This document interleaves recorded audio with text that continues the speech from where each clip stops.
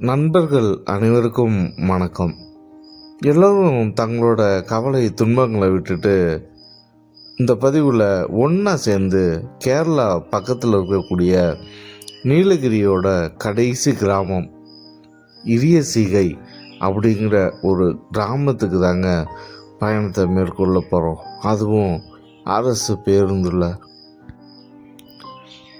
ரம்மியமான வியப்பூட்டும் இயற்கை காட்சிகள் நிறைந்த தேயிலை தோட்டங்கள் வழியா, வன விலங்குகள் நிறைந்த சாலைகள் வழியா இந்த பயணம் இருக்க போதுங்க. Welcome to Nilgiri now.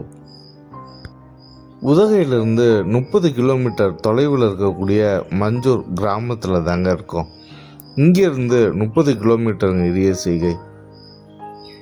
ரொம்பவே கடைசி கிராமம், மக்கள் நடமாட்டம் இல்லாத கிராமம் அப்படிங்கிறதுனால இதான் கொஞ்சம் மஞ்சூர் தான் கொஞ்சம் டவுன் மாதிரியான ஏரியாங்க இங்கே இருக்கக்கூடிய கிராம மக்களுக்கு.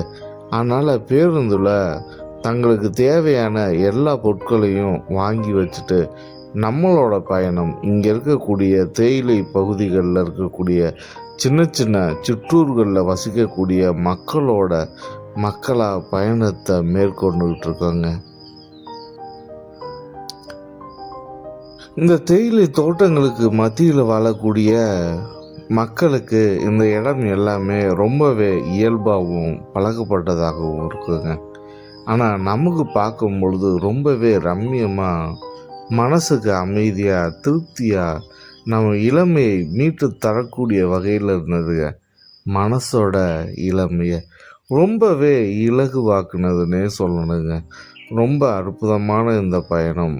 நானும் ரொம்பவே களைப்பு இல்லாமல் இந்த பயணத்தில் அடுத்து எந்த மாதிரியான இடங்கள் இருக்கும், எப்பேற்பட்ட ஒரு இடங்களை பார்க்க போகிறோம், சூழ்நிலை வரும் அப்படிங்கிறத எதிர்நோக்கி போயிட்டு இருந்தேங்க. நம்ம இந்த கிண்ணக்குறை அப்பர் பவானி இந்த வழியாக தாங்க நம்ம போக போகிறோம். கிண்ணக்குறை அடுத்த ஒரு கிராமம் தாங்க இரியசீகை அப்படிங்கிற கிராமம்.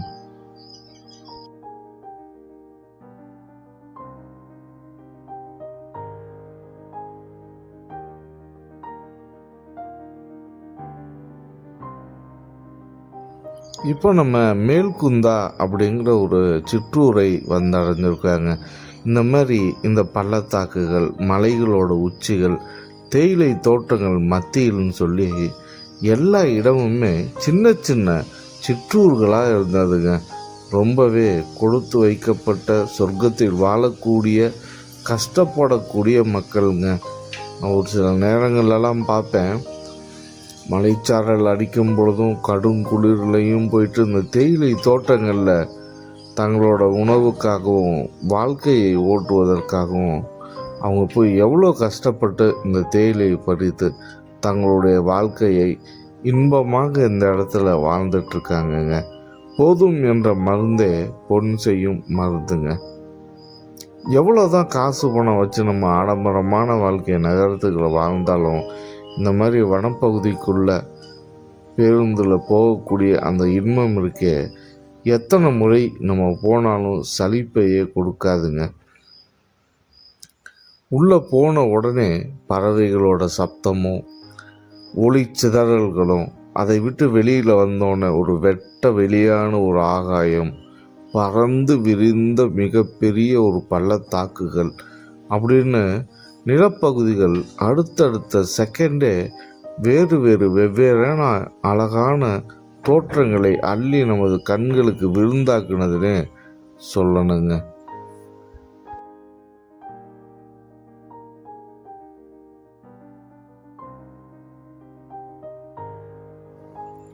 ஒரு சில நேரங்களில் இந்த மலை தொடர்களை பார்க்கும் பொழுது பிரமிப்பாக இருந்தது, பயமாக இருந்தது. தேயிலை தோட்டங்களை பார்க்கும் பொழுது இளமையும் உற்சாகத்தையும் அள்ளி தருவதாக இருந்தது.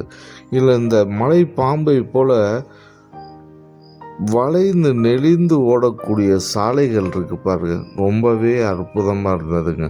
இந்த சாலையில் சென்று நம்ம மலையின் மேற்புறமாக அமைந்திருக்கக்கூடிய சாலைக்கு தான் போக போகிறோம் அப்படின்ற ஒரு கற்பனையோடு நம்ம பயணத்தை மேற்கொள்ளும் பொழுது அதுவே ஒரு தனிப்பட்ட ஒரு ரசனைங்க. இந்த மாதிரியான உற்சாகங்கள் எல்லாம் நமக்கு எங்கேயுமே கிடைக்காதுங்க. இந்த வளைவுக்கு அடுத்ததில் என்ன ஒரு இயற்கை காட்சி கிடைக்கும் அப்படின்னு ஆவலோடு நம்ம பயணத்தை மேற்கொள்கிறோம் பாருங்க. ரொம்பவே அற்புதமான ஒரு பயணம், இனிய ஆபத்தான த்ரில்லிங்கான ஒரு அனுபவமாக இருந்ததுங்க.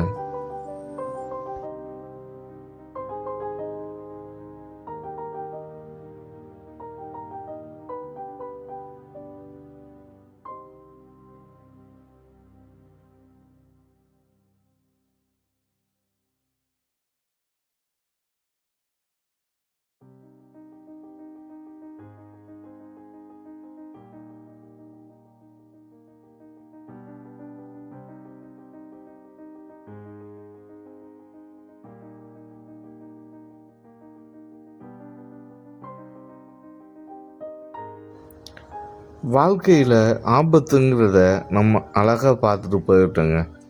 இதுக்கப்புறமா நம்ம போகக்கூடிய சாலைகளில் 34 கொண்டையூசி வளைவுகளை கடந்து தான் நம்ம அந்த கிராமத்துக்கு போக வேண்டியதாக இருந்ததுங்க.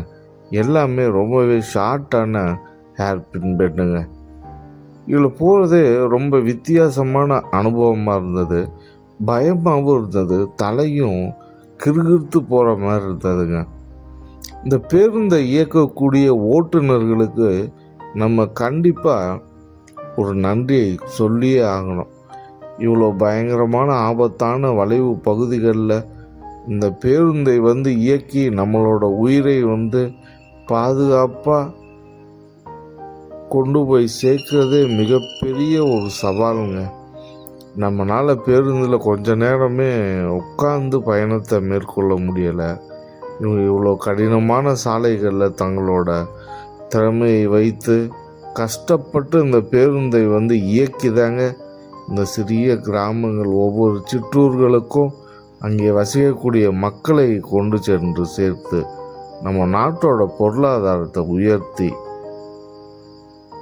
நம்மளோட பொருளாதாரத்தை உயர்த்தி பாடுபட்டுக்கிட்டு இருக்காங்க.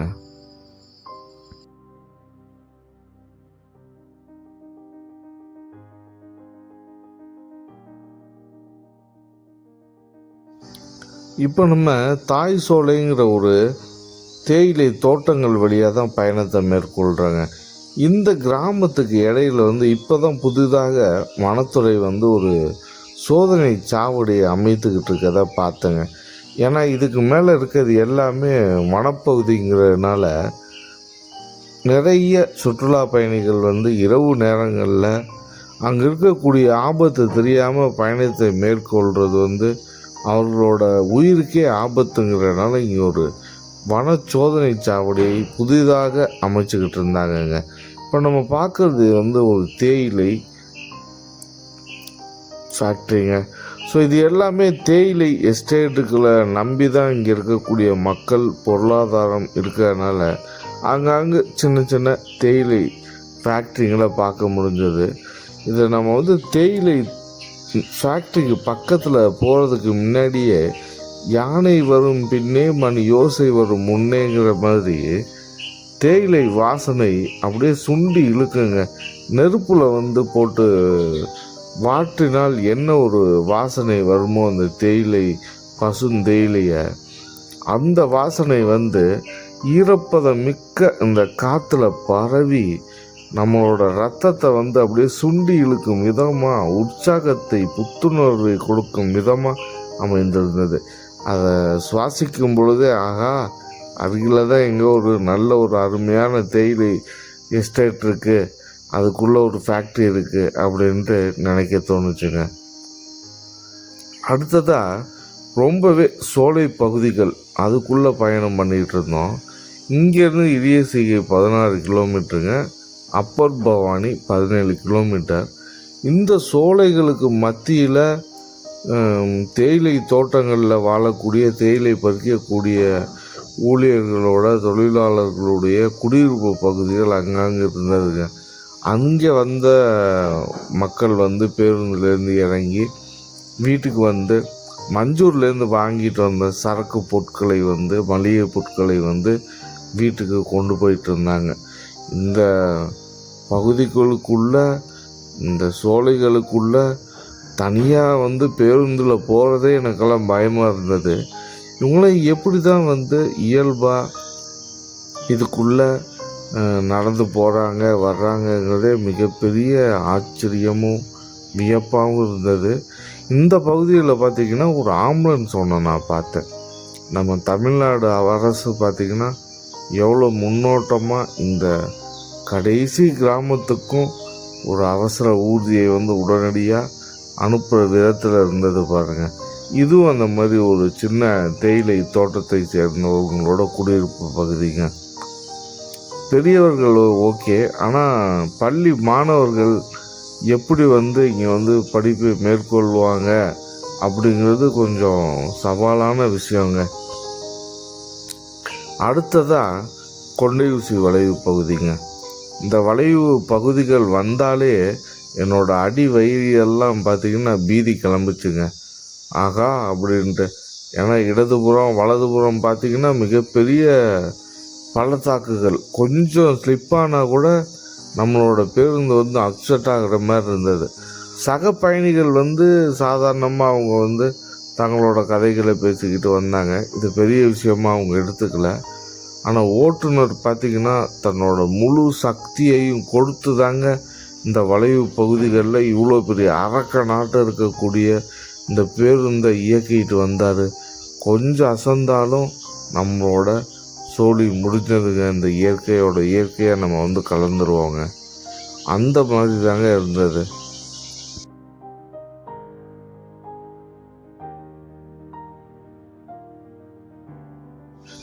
ஆகா, வனப்பகுதியில் எதுவுமே பார்க்க முடியலைங்கும் போது ஒரே ஒரு காட்டெருமையை பார்த்தேங்க.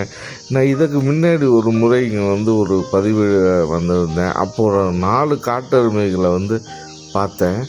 இப்போ ஒன்று தான் இருந்தது. ஒன்று இருந்தால் பக்கத்தில் கண்டிப்பாக இருக்கும்.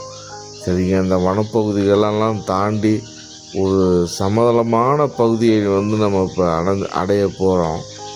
இதுக்கு மேலே எல்லாமே நகர்ப்புறம் தாங்க. நகர்ப்புறம்னா கிராமம் தாங்க.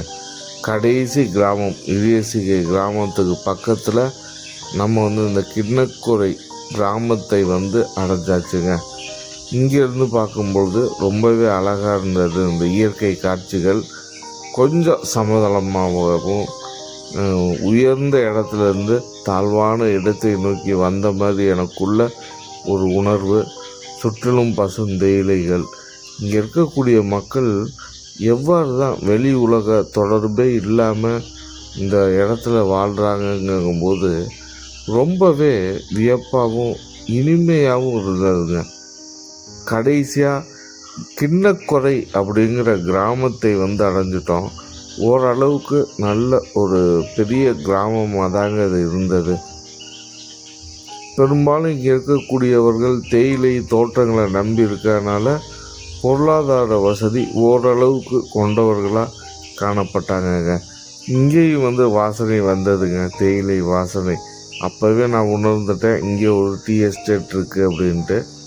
இங்கே இருக்கக்கூடிய தேயிலைகளை பறித்து இந்த ஃபேக்ட்ரியில் கொடுத்து தாங்க இவங்க டீயாக மேக் பண்ணுறாங்க. ரொம்பவே அருமையான வாசனை வந்து இந்த ஃபேக்ட்ரியிலேருந்து வந்துக்கிட்டு இருந்ததுங்க. இதற்கு அடுத்தது போல் இந்த கிராமத்தை விட்டு அடுத்த கிராமம் இரியசிகை போக போகிறோங்க.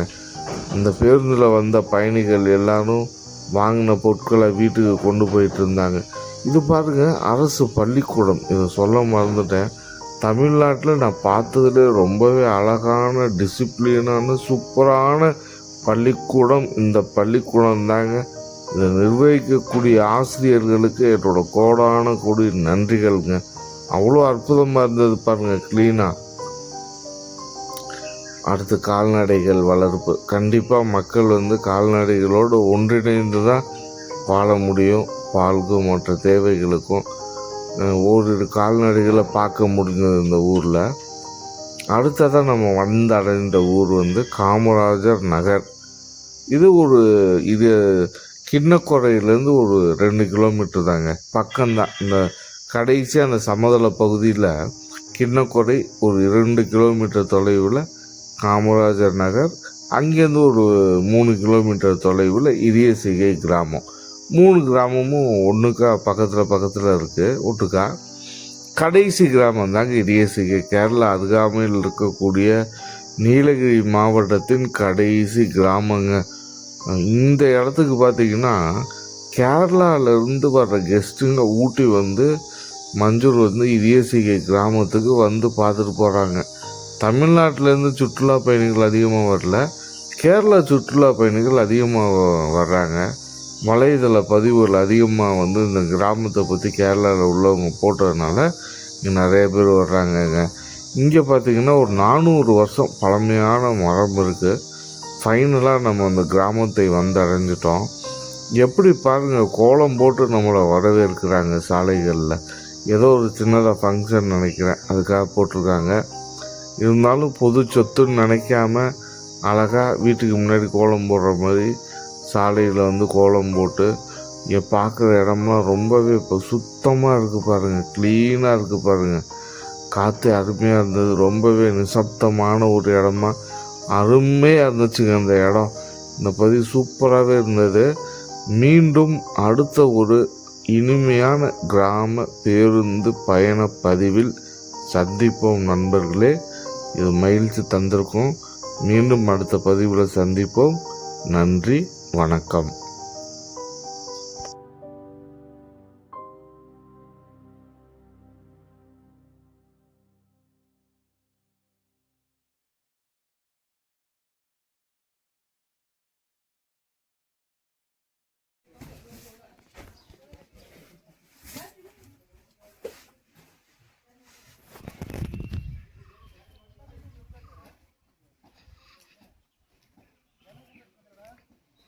அம்மா நல்லா இருக்குங்கம்மா. உங்கள் ஊர் ரொம்ப ஃபேமஸில் அதான் வீடு எடுக்கிறோம். நல்லா இருக்குப்பா, அருமையாக இருக்குமா, அருமையாக இருக்கு.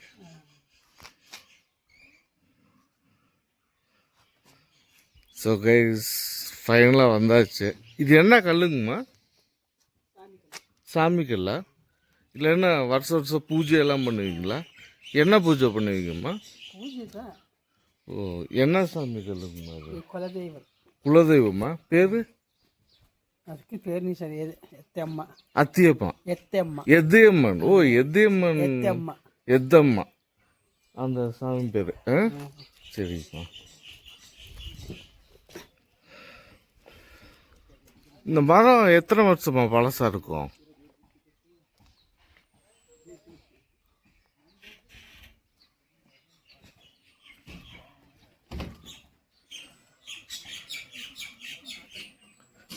சூப்பராக இருக்குது. லாஸ்ட் டைம் வரும்போது இந்த இடத்துல மொச்சையெல்லாம் போட்டிருந்தாங்க. இந்த இடத்துல ஏதோ சாமியெல்லாம் வைப்பாங்கன்னு நினைக்கிறேன். இல்லை யாரும் வந்து உட்காரக்கூடாதுட்டு வச்சுருக்காங்க. Main road, dead and village area.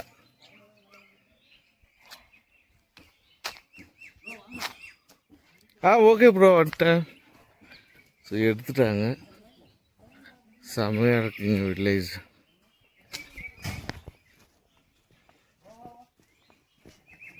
வரீங்களாம்மா? பஸ்ஸுக்கா? வாங்க வாங்க வாங்க வாங்க. சூப்பராக இருந்தது.